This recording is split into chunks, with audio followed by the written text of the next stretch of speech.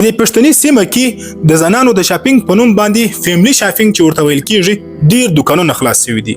علما کرام ورځي د دې افتداګانې کوي. کم از کم با یو خبره کول پکار و چې د فیملی شاپنګ مقصد څه شي دی او بیا چې یو زنانه شاپنګ ته ضرورت ولري د دې څه حکم دی. اوس ګوره اسلام داسې نه دی چې د یو زنانې لاسونه او پښې ورتړلي او دا خامخا په کور کې ناسته وي.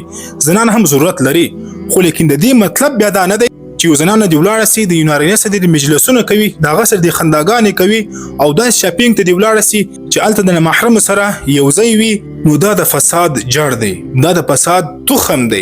ګوره چې کم انسان د پردې خیال نه ساتي نو دا شاپنګونه چې کم زنانه ولاړې سي بیله محرمه بیله مشره او هلته اکثریت د نامحرم سره شناخت راسي، دا شناخت بیا په یاري او په دوستي باندې بدل سي. په اخر دا مقصد خپل انجام ته نه ورسیږي، دا بیا په قتلونو په بدیو په خونریزیو په جګړو باندې دغه شی بدل سي. د دې ډیر زیات مثالونه ما په خپل سترګو لیدلي دي. نو پښتون بیا بعد کې افسوس کوي چې هو دا سوچ مې نه وکړی، داسې مې کړی وای، داسې مې کړی وای. نو سوچ اول پکار دی.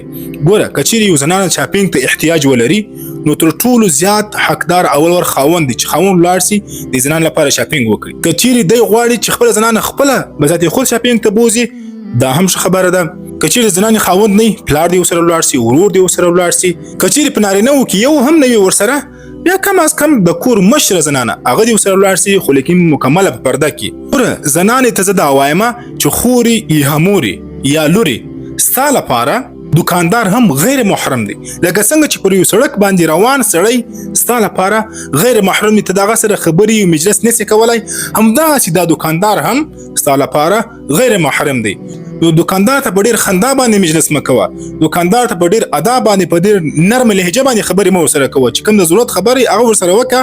خو لیکن دا دکاندار ستا د خاله زوی نه دی، ستا ورور نه دی چې دومره په ناز باندې دومره په خنداګانو باندې دې سره خبرې او اترې کوي. دا هغه خبرې کوم چې ما ته دغه خلکو باقاعده ویلي، دغه دکاندارانو باقاعده ما ته ویلي چې مولوي صاحب د زنانې راسي په داسې انداز باندې موږ سره خبرې مجلسونه کوي. ګوره چې کله ته د اسلام د احکاماتو خیال نه ساتي الله ستا خیال نه ساتي. ګوره چې ته په خپل ځان باندې رحم نه کوي الله تا باندې بیا رحم نه کوي. نو موږ حقدار یو چې اول ور خپل ځان باندې رحم وکړو، خپل ځان د ګناهونو څخه راوګرځو، خپل ځان د بې پردګۍ څخه راوګرځو. پرده پر نارینه باندې هم فرض ده، د سترګو پرده پر زنانو باندې هم فرض ده، د ټول بدن پرده. نو ځکه الله فرمایي چې ان تنصروا الله ينصركم.